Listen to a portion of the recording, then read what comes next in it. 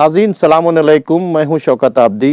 पेश खिदमत है प्रोग्राम ह्यूमन वैल्यूज़ और इस्लाम। आज भी हमारे साथ मौजूद हैं डॉक्टर हसन सरदार जाफरी साहब, जिनका ताल्लुक़ जवाहरलाल नेहरू यूनिवर्सिटी दिल्ली से है। और आपके साथ इससे पिछले एपिसोड में हमने पॉलिटिकल सिस्टम, गवर्नेंस और इस्लाम पर तबादला ख्याल किया था। आज हम अपने इस प्रोग्राम ह्यूमन वैल्यूज़ और इस्लाम में एक नए सब टाइटल के ऊपर तबादला ख्याल करेंगे। और आज का टॉपिक ये है business and Islamic ethics in इस्लाम। तो आइए अपनी बात का आगाज़ करते हैं। डॉक्टर साहब, हमारा समाज इस वक्त फाइनेंशियल और इकोनॉमिक प्रॉब्लम से जूझ रहा है, तो मैं ये चाहूँगा कि इस वक्त का जो चैलेंज है उसके सिलसिले में आप हमारे नाजरीन को कुछ बताने की ज़हमत गवारा करें। बिस्मिल्लाहिर्रहमानिर्रहीम। बहुत बहुत शुक्रिया। असल में जैसा कि हम पिछले एपिसोड में गुफ्तगू कर चुके हैं कि एक मुआशरा, एक सोसाइटी जो है उसके तीन बेसिक फाउंडेशंस होते हैं। बेसिक उसमें सोसाइटी में इकोनॉमी आती है, पॉलिटिकल सिस्टम आता है और सोशलॉजी आती है। हमने पिछले गुफ्तगू में हमने एक स्ट्रक्चर जो कि पॉलिटिकल सिस्टम और गवर्नेंस का एक स्ट्रक्चर हमारे सामने सोसाइटी के सामने आता है, जो कदीम यूनान के ज़माने से लेकर आज तक हमने दिया था। उसका फिर हमने एक तकाबुल किया था कि इस्लाम उसके अंदर क्या फीचर्स देता है। आज का जो आपका सवाल है कि इकोनॉमी और इक़्तिसाद को लेते हुए जो हमारे सामने चैलेंजेस हैं, यानी हम समाज को जो चैलेंज है इस वक्त, फाइनेंशियल और इकोनॉमिक चैलेंजेस जो हमारे समाज में हैं, वो हम उसको किस तरीके से फेस करें और किस तरीके से हम उसको रिजॉल्व करें उन चैलेंजेस को। तो सबसे पहला सवाल ये आता है कि ये भी कहीं ना कहीं जो पहले हमें देखना होगा कि इकोनॉमिक सिस्टम आज ज़माने में है क्या। और हाँ, सबसे पहले तो ये देखना होगा, पहले हमें उसका तज़किया करना चाहिए कि क्या सिस्टम चल रहा है। तो देखिए, ये सिस्टम ऐसा है कि जिसकी कहीं ना कहीं हमें इसकी जो बुनियाद है, तो इसकी जड़ें हैं, वो हमें दिखाई देती हैं 18वीं सदी में। जो एडम स्मिथ आता है, और एडम स्मिथ ने आने के बाद एक मतलब जो कि फादर ऑफ इकोनॉमी कहा जाता है, मॉडर्न इकोनॉमी। तो एडम स्मिथ ने किताब लिखी है, an inquiry into the nature and causes of the wealth of Nations. वहां पर उसने कैपिटल सिस्टम के बारे में बातचीत की है। और दर हकीकत ये पहली किताब है जिसने एक कैपिटल सिस्टम की बुनियाद रखी है। अगर देखा जाए तो इकोनॉमी जो दुनिया की है, चाहे आप वो मगरबी ममालिक ले लें और या दूसरे बड़े ममालिक ले लें जैसे रशिया और चाइना, सब जगह कहीं ना कहीं एक कैपिटल सोसाइटी कायम है, कैपिटल सिस्टम का रिवाज है। डेमोक्रेटिक कैपिटल सिस्टम आप देख सकते हैं अमेरिका और यूरोपियन कंट्रीज में, और सोशल कैपिटल सिस्टम आप देख सकते हैं रशिया, चाइना वगैरह में। तो इन कैपिटल सिस्टम से जो मुश्किलात आ रही हैं वो ऐसी हैं कि जिसमें इंसान के जो फंडामेंटल राइट्स हैं वो कहीं ना कहीं कुचल रहे हैं, कहीं ना कहीं वो डेमोलिश हो रहे हैं। उसका असर समाज पे पड़ रहा है। हाँ, और जब फंडामेंटल राइट्स ही इंसान को नहीं मिल पाते तो मुआशरे में एक बदगुमानी पैदा होती है, बदनज़मी पैदा होती है, जिसका नतीजा ये निकलता है कि कहीं ना कहीं मुआशरे में एक बहरान कायम हो जाता है। और उसके बाद जब बहरान कायम हो जाता है तो वो कौम या वो मुआशरा या वो नेशन जहां पर इकोनॉमिक और फाइनेंशियल क्राइसिस शुरू हो जाते हैं, वहां पर वो लोग अपनी आइडेंटिटी खो देते हैं। अब आप इसमें एक चीज ये भी देख सकते हैं कि मसलन जो हमारी सोसाइटी में इकोनॉमिक क्राइसिस आ रहे हैं, जो चैलेंजेस आ रहे हैं कैपिटलिज्म की वजह से आ रहा है, उसमें क्या हो रहा है? उसमें ये हो रहा है कि जो अमीर है वो अमीर से अमीर तर होता जा रहा है। हाँ, सबसे बड़ा। गरीब जो है वो गरीब से गरीब तर होता जा रहा है। लेकिन इस्लाम का अगर सवाल करें तो इस्लाम जो है वो स्टेबिलिटी चाहता है। इस्लाम नहीं चाहता कि एक अमीर से अमीर तर होता चला जाए और गरीब से गरीब तर होता चला जाए। तो सवाल ये होता है कि ये जो कैपिटल सिस्टम कायम किया है, जो कि जिसको मैं कहता हूँ कि एडम स्मिथ के बाद जो है वो कायम हुआ, इसकी मुखालफत भी हुई, कार्ल मार्क्स वगैरह ने इसके बारे में लिखा है। तो یہ سسٹم جو ہے یہ کیا وجوہات کیا چیزیں قائم کر رہا ہے. تو آج اگر ہم دیکھیں انڈسٹریلسٹ سوسائٹی اور کارپوریٹ سوسائٹی, انہوں نے زمانے میں جو ہے پونجی واد دولت کو پوچھتے ہوئے ایک کیوٹک کنڈیشن قائم کر دی ہے, ایک عجیب طریقے کی بحرانی کیفیت قائم کر دی ہے, ایک کیوس ہے. کیوس. جی جی. اور ظاہر سی بات ہے ان کی پالیسی یہ ہوتی ہے کہ جب زمانے میں کیوس قائم ہوگا, معاشرے میں کیوس قائم ہوگا, تو پھر کہیں نہ کہیں لڑائیاں ہوں گی, ڈی اسٹیبلٹی ہوگی, اور کہیں نہ کہیں انسٹیبل سوسائٹی قائم ہوگی. تو جب انسٹیبلٹی آئے گی معاشرے میں, اونچ نیچ ہوگی, تو اس کے بعد کہیں نہ کہیں ہر کمزور ایک طاقتور کی طرف رجوع کرے گا. تو اس کے مطلب نیچرل ہے, یعنی وہاں پر بھی ہیومن ویلیوز پامال ہوں گے. بالکل پامال ہوں گے, کیونکہ اب یہ دیکھیے جب انہوں نے ایک کیوس قائم کیا سوسائٹی کے اندر, معاشرے کے اندر, تو کیا ہوا کہ سب ایک بڑی طاقت کا سپورٹ لینا چاہتے ہیں. آپ بر صغیر میں اٹھا کر دیکھ لیں, آپ ابھی جو ہے مڈل ایسٹ میں اٹھا کر دیکھ لیں, وہاں پر ایک کیوٹک سسٹم انہوں نے قائم کر دیا ہے. وہاں پر ایک اتنی زیادہ انتشار قائم کر دیا ہے کہ کہیں پر یعنی جو ملک ہیں, جو آرمز ڈیلر ہیں, وہ دشمن دونوں پارٹیز کو جو آپس میں لڑ رہی ہیں, دونوں کو آرم سپلائی کر رہے ہیں. ہاں, ان کا اپنا دھندا چل رہا ہے. ہاں, تو ان کا مسئلہ کیا ہے, وہ یہ کیوس کا وہ فائدہ اٹھا رہے ہیں. وہ یہ چاہتے ہیں کہ زمانے کے اندر بحران آئے, زمانے میں کمیاں آئیں, زمانے میں مشکلات آئیں, انسان اپنی جسمی اور روحی اور ذہنی سکون کھوئے, جسمانی روحانی سکون کو, تاکہ کہیں نہ کہیں ان کی دکانیں چلتی رہیں. تو اب یہی وجہ ہے کہ جو کیپٹل سسٹم ہے, وہ کیپٹل سسٹم جو ان لوگوں نے بنایا ہے کہ انسان کو ایز اے کموڈیٹی دیکھتے ہیں, انسان کو ایز اے مشین دیکھتے ہیں, اور پھر یہ کہتے ہیں یوٹیلائزیشن آف دی ریسورس. یہ ایسے آئیڈیاز جو کیپٹلزم میں آ رہا ہے کہ انسان کو ایک کموڈیٹی دیکھو, ایک مشین دیکھو, اور پوری طریقے سے اس کو نچوڑ ڈالو, اس کو پورا فائدہ اس سے اٹھا لو. یہ در حقیقت یوٹیلائزیشن نہیں ہے, بلکہ یہ ایک طریقے سے انسانیت کو کچلا جا رہا ہے, ایک طریقے سے انسانیت کو ختم کیا جا رہا ہے. یہ سب ہیومن ویلیوز کے دشمن ہیں. بالکل, یہ ہیومن ویلیوز جو ہیں یہ ختم ہو رہی ہیں, کیونکہ ہیومن ویلیوز میں یہ ہے کہ ہر کسی کو ایکویٹی ہونی چاہیے, ہر کسی کو رائٹس ہونے چاہیے, پیس, جسٹس, سیکورٹی, ایکویلٹی, یہ ساری چیزیں ہونی چاہیے. بالکل, پروٹیکشن ہونا چاہیے. اور یہاں نہ پروٹیکشن ہے, نہ پیس ہے, نہ اسٹیبلٹی ہے, کیونکہ جب معاشرے میں اسٹیبلٹی ہوگی تو پھر ان کی دکانیں چلیں گی کیسے؟ مطلب جسٹس ختم ہو گیا, جب جسٹس ختم ہو گیا تو آٹومیٹکلی پیس ڈسٹرب ہو گئی ہے. جی جی بالکل. تو اب یہی سوال ہے کہ اب مسئلہ یہ ہے کہ جیسے کہ ہم آپ کے سامنے عرض کر رہے ہیں, اب اس میں ہوتا کیا ہے, اس میں دیکھیے اب کچھ ایسے بھی لوگ ہیں جو اس کیوٹک سوسائٹی کو بدلنا چاہ رہے ہیں. جو نیچر ہے, جو کیپٹلسٹ سول ہے, یعنی روح بن گئی ہے جو پونجی واد کی, اس کو ختم کرنا چاہ رہے ہیں. یعنی پونجی واد مطلب ہوس. ہاں, اگر آپ ایک جانور کو دیکھیں, ٹھیک ہے, تو جانور بھی اسی وقت تک جو ہے کسی دوسرے جانور کو کھاتا ہے جب تک اس کا پیٹ نہیں بھر جائے.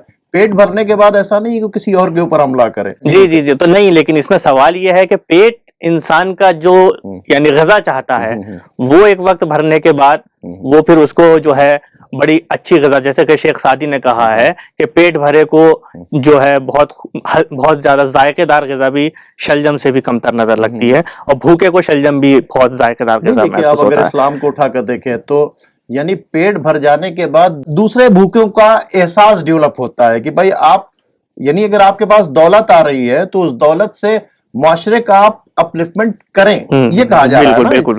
لیکن دیکھیے یہاں ایک چیز ہے, میں ایک چیز یاد کرنا چاہتا ہوں کہ پیٹ جو ہے انسان کا, غذا والی جو بھوک ہے, وہ جسم میں جو بھوک ہے, دیکھیے فرق, جسمانی جو غذائی بھوک ہے وہ انسان کی ختم ہو جاتی ہے, یعنی جو فطری, لیکن مال کی کبھی ہوس ختم نہیں ہوتی. یہ ہوس ہے, یہ بھوک نہیں ہے, ہوس ہے. یہ جو مال کی ان کی بھوک ہے, جو دولت کی, جو پونجی واد کی ہے, یہ کیپٹل سوسائٹی, یہ کبھی ختم نہیں ہوتی ہے. اچھا, کیا ہے کہ جو لوگ ریفارم چاہتے ہیں معاشرے میں, وہ کسی ایک, مان لیجیے ایک این جی او ہے, جیسے کہ ہم جانتے ہیں دو چار کچھ لوگ ہیں, مسٹر ہسٹنس ہیں, مسٹر فلپس ہیں, یہ لوگ ہارورڈ یونیورسٹی کے الومنائی ہیں. انہوں نے ایک این جی او قائم کی ہے. ان کا مشن یہ ہے کہ یہ کہیں نہ کہیں اس کیوٹک سوسائٹی کو جو جڑی ہوئی ہے کیپٹل سسٹم سے, یعنی ویلتھ کو جنریٹ کرنا ہے ہمیں, صرف ان کا ایک ہی ڈریم ہے, ویلتھ جنریٹ ہوتی رہے, سرپلس ہوتی چلی جائے ویلتھ, وہ کہیں نہ کہیں ان لوگوں کو تھوڑا بہت اسپریچولیٹی کی طرف لے کے آنا چاہتے ہیں. کیوں؟ کیونکہ معاشرے میں یہ ایک سروے ہے جس کے بعد یہ سمجھ میں آیا ہے کہ کیپٹلسٹ لوگ بھی ان کے اندر انر سول، جو ان کا جو انر پیس ہے وہ نہیں ہوتی ہے ان کے اندر. یعنی جو ان کے سول میں پیس ہے، یعنی سکون ہے، ایک جسمانی ایک ذہنی سکون، وہ قائم نہیں ہوتا ہے. امیر سے امیر دیکھ سکتے ہیں کہ وہ کہیں نہ کہیں پریشان حال دکھائی دے گا. اور دوسرا چیز یہ ہے کہ ان کا ہائر سینس جو موریلٹی ہے وہ بھی کہیں نہ کہیں ختم ہو جاتی ہے.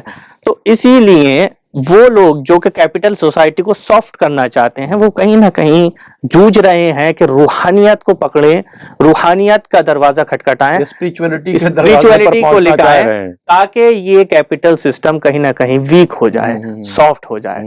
تو اب ہمیں اس میں سوال یہ ہے کہ ہمیں دیکھنا ہے کہ اسلام کس طریقے سے. ہمارا جو اگلا سوال یہ ہے وہ یہی ہے کہ یہ جو اکنامیکل اور فائنینشیل چیلنجز آ رہے ہیں، ٹھیک ہے، اور جو آج کا معاشرہ ہے اس میں اسلام کیا کہتا ہے. میں یہی چاہتا ہوں کہ اس کے اوپر آپ، چونکہ ہمارا آپ جانتے ہیں کہ چینل جو ہے ہم اس میں ہر جگہ کے اوپر کی ہیومن ویلیوز کو پروٹیکٹ کرنے کے لیے، چونکہ اسلام ہے، تو میں چاہتا تھا کہ اس سلسلے میں کہ فائنینشیل اور اکنامیکل سسٹم کو بیلنس کرنے کے لیے، ٹھیک ہے، اور سماج کے اندر کوئی کیوس نہ پیدا ہو، اس کے لیے اسلام کیا کہتا ہے. میں چاہوں گا میرے ناظرین کو بتائیں. جی تو اب ہمیں اگر اسلام میں دیکھا جائے تو بے شک جو قرآن کا طرز ہے یا جو اہل بیت علیہم السلام کا طرز ہے، اس کو اگر ہم اسٹڈی کریں اس پرسپیکٹیو سے کہ وہ اکنامک اور فائنینشیل کرائسس یا اکنامک اور فائنینس کو کس طریقے سے دیکھتا ہے، کیونکہ ہم نے جیسا کہ دیکھا کہ انہوں نے سماج کا ایک ہمیں خاکہ دیا ہے، اسی طریقے سے انہوں نے اقتصاد کا بھی ایک خاکہ ہمیں دیا ہے. اگر مطالعہ کیا جائے اقتصاد کے خاکے کا احادیث اور قرآن کی روشنی میں، تو ہمیں یہ سمجھ میں آتا ہے کہ وہ تین چیزوں کا ہمیں درس دیتے ہیں. پہلا یونٹی، اور دوسرا ایکویلیبریم یعنی توازن، بیلنس، اور تیسرا ریسپانسبلٹی. یعنی اسلام کا جو معاشی اقتصادی سسٹم ہے وہ ان تین چیزوں کو ترجیح دیتا ہے، یونٹی کو ترجیح دیتا ہے. کیپٹل سسٹم جو ایک طریقے سے سیٹنک سسٹم یا کیا نام ہے اینٹی ہیومینیٹیرین سسٹم کہہ سکتے ہیں، پہلے وہ یونٹی کو ختم کرتا ہے، وہ یونٹی کو ختم کرتا ہے. اسلام یونٹی کو پروموٹ کرتا ہے. اسلام کہتا ہے کہ ایسا اقتصادی نظام لے کر آؤ جو یونٹی کو پروموٹ کرے، جی، اور جینے دو کا نظام. جی. اور دوسرا وہ کہتا ہے کہ اسلام یہ کہتا ہے کہ ایکویلیبریم یعنی ایک طریقے سے آپ جو ہے توازن قائم کریں، کیوس نہیں قائم ہونا چاہیے، بیلنس ہونا چاہیے، کیوس نہیں قائم ہونا چاہیے، معاشرے میں اونچ نیچ نہیں آنا چاہیے، انتشار نہیں آنا چاہیے. دوسرا رسپانسبلٹی، ہر کسی کے اندر ایک احساس ہے رسپانسبلٹی، مطلب سماج کے ہر ایک فرد کے اندر اپنی ذمہ داری. تو یہ اب اس میں اسلام نے اس کو فارم کیسے کیا ہے. میں یہ تو تین بیسک فنڈامنٹلز ہیں جو اسلام نے قائم کی کہ کچھ بھی آپ اکنامک سسٹم کو رواج دیں، کسی بھی اکنامک سسٹم کو آپ فالو کریں، پلان کو فالو کریں، لیکن یونٹی رہنی چاہیے، اسٹیبلٹی رہنی چاہیے، توازن رہنا چاہیے، اور تیسرا ریسپانسبلٹی رہنی چاہیے. اسلام کی پہلی شرط ہے. اچھا، ان تین چیزوں کو رکھتے ہوئے اسلام نے کیا اسٹرکچر قائم کیا ہے، کیا ایک ڈیزائن بنایا ہے.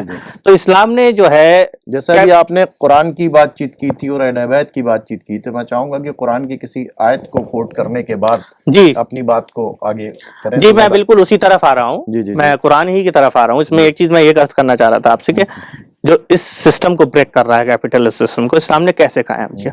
دیکھیے، اسلام نے زکوٰۃ کا ایک فارم آپ کے سامنے، ایک ماڈل آپ کے سامنے رکھا، خمس آپ کے سامنے رکھا.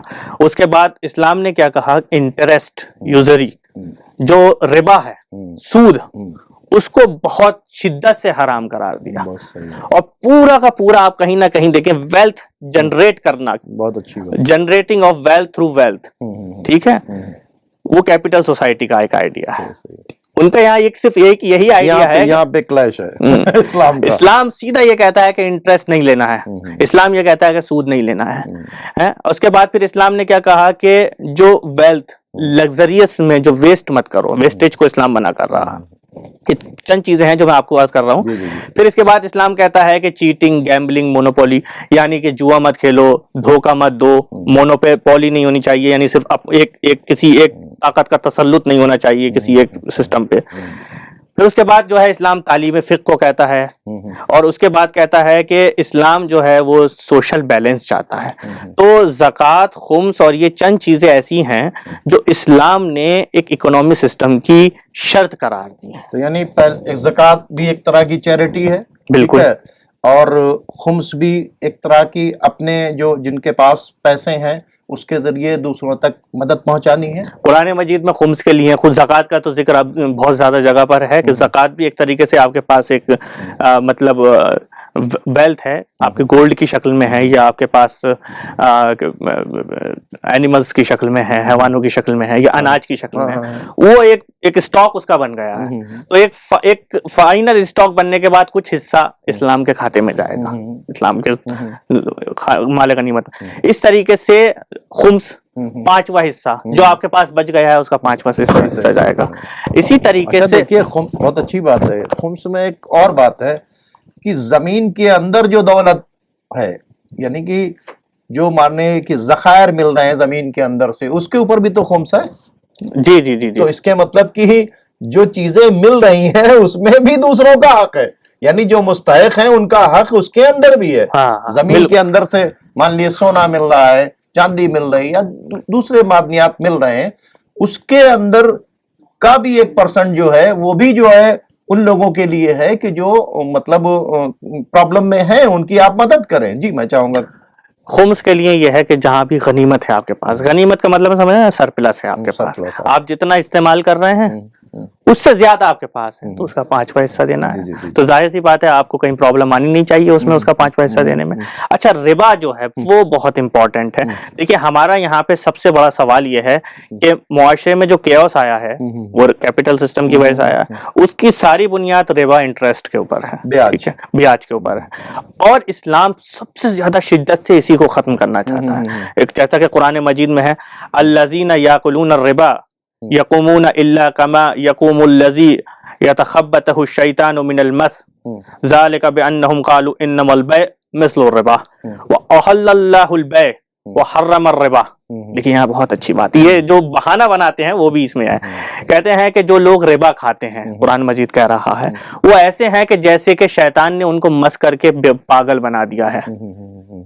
اور اب وہ یہ کہتے ہیں کہ ربا تو ہے وہ ایک طریقے سے ٹریڈ ہے، ایک طریقے سے بزنس ہے، تجارت ہے. لیکن نہیں، ان کو معلوم نہیں ہے اللہ نے تجارت کو حلال قرار دیا ہے، ربا کو حرام قرار دیا ہے. ایک بات یہ بتائیے، یہ جو بیاج یعنی پیسے پر جو بیاج لے رہے ہیں اور اس کے بعد کچھ نہیں کر رہے ہیں، اگر اسی پیسے کو ایک شخص ہے اس کے پاس پیسہ نہیں ہے، ٹھیک ہے، اور ایک شخص ہے جس کے پاس پیسہ ہے، اگر یہ دونوں آپس میں مل جائیں کہ بھائی ٹھیک ہے آؤ مل جل کر کام کریں، تو ایک تو پیار محبت بھی بڑھے گا، اور دوسری بات یہ ہے کہ جو لوگ جا رہے ہیں بیاج لینے کے لیے وہ پریشان بھی نہیں ہوں گے. بھائی ان سے ہم کو پیسہ مل گیا ہے اور ہم یہ کام جانتے ہیں. تو تجارت کو فروغ دینے کے بعد جو ہے ہم بہت آسانی سے بہت کچھ کر سکتے ہیں. ہمیں کوئی ضرورت نہیں اگر سماج کے اندر اس طرح کا معاشرہ قائم ہو جائے کہ ہم بیاج لیں کسی سے، ٹھیک ہے. بیاج والا تو صرف اپنے فائدے کی بات چیت کرتا ہے، لیکن جب اب کسی کے ساتھ ہم انویسٹ کریں گے اور دیکھیں گے اور سمجھیں گے تو جہاں کے اوپر لاس ہوگا وہاں پر بھی ہم برداشت کرنے کی طاقت رکھیں گے، اور پروفٹ میں تو ہم کو شیئر باقاعدہ طور کے اوپر آ ہی رہا ہے. بیاج کو پروموٹ کرنے کے بجائے سوسائٹی میں اس طرح کا سسٹم نہیں پروموٹ کیا جا رہا ہے. دیکھیے سب سے پہلی چیز اس میں یہ ہے کہ اگر آپ انٹرسٹ ہے اور پیسے کے ذریعے سے انٹرسٹ اگر دیا گیا ہے اور وہ لیا گیا ہے، پھر آپ اس کو حلال کسی ایک چیز میں یا ٹریڈ میں استعمال کرنا چاہتے ہیں، تو یہاں سب سے پہلی چیز یہ ہے کہ حرام طریقے سے جو بھی پیسہ آپ کے پاس آیا ہے اس سے کیا ہوا کام بھی حرام ہو جائے گا. ٹھیک ہے. تو سب سے پہلی چیز یہ ہے کہ اسلام نے بالکل صاف کہہ دیا ہے کہ آپ کو ٹریڈ بزنس نہیں کرنا ہے، انٹرسٹ اس میں کہیں داخل نہیں کرنا ہے. اگر آپ کو بزنس کرنا ہے تو کموڈیٹی سے کموڈیٹی میں کریں گے، ٹھیک ہے، ایک چیز سے دوسری چیز میں کریں گے. یعنی مثال کے طور پر میں آپ کو اگر پیسہ دیتا ہوں، میں جیسا کہ ابھی پھر آپ سوال آ جائے گا، جیسے مثال کے طور پر میں آپ کو ابھی ایک بک سیل کرتا ہوں تو آپ مجھے اس کے بدلے میں ایک رقم دیں گے، ٹھیک ہے. یہ ایک میری ٹریڈ ہو گئی، اس میں ایک بہت مائنر سا مارجن یا پروفٹ میں اپنے لیے رکھوں گا. پروفٹ کی بات کریں گے تو اس میں بھی اسلام نے اصول قائم کیے ہیں. خیر، ایک چیز جو میں یہاں کہنا چاہوں گا بزنس کے لیے، جیسا کہ ابھی آپ کے ذہن میں بھی آیا تھا، بہت سارے لوگوں کے ذہن میں شبہات قائم ہو جاتے ہیں، خاص کر ہمارے مسلمان تاجرین کے لیے، بزنس مین کے لیے، ٹریڈرز کے لیے میں کہنا چاہوں گا۔ حضرت علی علیہ السلام نے بزنس کے لیے سب سے پہلے یہ کہا کہ اگر تم بزنس کرنا چاہتے ہو تو سب سے پہلے علم فقہ حاصل کرو، علم فقہ حاصل کرو، علم فقہ حاصل کرو۔ 3 بار قید لگائی ہے امام علی نے فقہ کی، کہ جب تک تم علم دین اور علم فقہ حاصل نہیں کرو گے بزنس کو لے کر، کامیاب نہیں ہوگے، لقمہ شیطان بن جاؤ گے۔ اس کا مطلب کہ فقہ کا علم حاصل کرنے کے بعد تم کو پتا چلے گا کہ تمہیں کتنا پروفٹ لینا ہے، کیسے ناپ تول کرنا ہے، ٹھیک ہے؟ تو اس کے مطلب اگر کسی کے ساتھ کیپٹل لگا بھی رہے ہو تو تم کو اس سے کیا منیمم پروفٹ لینا ہے، یہ نہیں کہ میکسیمم پروفٹ لینا ہے۔ بہت اچھی بات۔ پروفٹ کی پر بات کریں، دیکھیے تھوڑا سا یہ ہے کہ امام جعفر صادق علیہ السلام کا ایک واقعہ ملتا ہے۔ امام نے اپنے ایک شاگرد مصدف، ان کو 1000 دینار دیے۔ دیکھیے میں 3 چیزیں بہت ضروری ہیں اسلام نے کری ہیں، اسٹیبلٹی، لیکویبریم، اور ایک کیا نام ہے یونٹی، اور تیسری چیز جو ہم نے کہی تھی رسپانسبلٹی۔ مصدف کو امام نے 1000 دینار دیے، کہا جاؤ میں چاہتا ہوں اس سے کچھ تم ٹریڈ کرو، بزنس کرو۔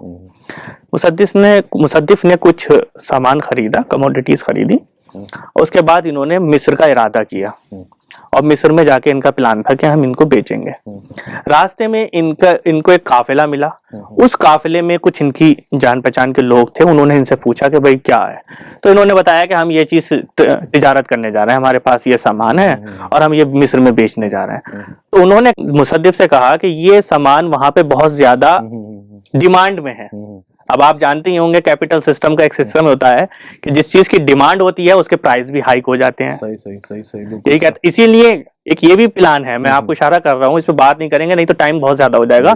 ایک یہ بھی پلان ہوتا ہے کہ کس طریقے سے ڈیمانڈ کو بڑھایا جائے معاشرے میں، ٹھیک ہے، اس چیزوں کی بہت ڈیمانڈ ہے، تمہیں اچھا پروفٹ مل جائے گا۔ تو انہوں نے سب نے، جو جتنے بھی لوگ وہ سامان لے کے جا رہے تھے، مصدف کا کہنا ہے کہ ہم نے سب نے عہد لیا، پلیج، کہ ہم اس سامان کو 100% پروفٹ پہ بیچیں گے۔ اچھا، گئے 1000 دینار کا سامان 2000 دینار لے کر آئے، لانے کے بعد 2 تھیلیاں جس میں 1000 کی تھی امام کے سامنے رکھ دی۔ امام نے پوچھا یہ کیا ہے؟ کہا مولا یہ 1000 تو وہ ہیں جن کا ہم نے سامان خریدا تھا، اور یہ 1000 جو ہیں یہ ہمارا پروفٹ ہے۔ امام نے کہا کیا تم ایسے پروفٹ کماؤ گے؟ امام نے صرف وہ تھیلی لی جو اپنے 1000 درہم دیے تھے، اور کہا مجھے اس پروفٹ میں سے کچھ نہیں چاہیے۔ تو پروفٹ کا مطلب یہ نہیں ہے کہ سوسائٹی کو چوس دو، بہت اچھی بات۔ پروفٹ کا مطلب یہ نہیں ہے کہ سامنے جو بائر ہے اس کو بالکل ہی دھوکہ دے دو، دھوکہ نہیں دینا ہے، بہت کم لوویسٹ مارجن پہ آپ کو ٹریڈ کرنا چاہیے، بزنس کرنا چاہیے، اس میں آپ کی دنیا اور آخرت دونوں باقی رہے گی۔ اس کے مطلب پیسہ دینے والے کی جو دیکھیں امام نے بہت اچھا میسج دیا ہے کہ جو کیپٹل لگا رہا ہے، ٹھیک ہے، کسی کے ساتھ میں، اس کی بھی ذمہ داری نہیں ہے کہ جس کے ساتھ کیپٹل لگا رہا ہے اس کو پوری طریقے سے اس سے سارا پروفٹ لے لے، بلکہ منیمم پروفٹ لے، اس کے ساتھ میں منیمم پروفٹ لے۔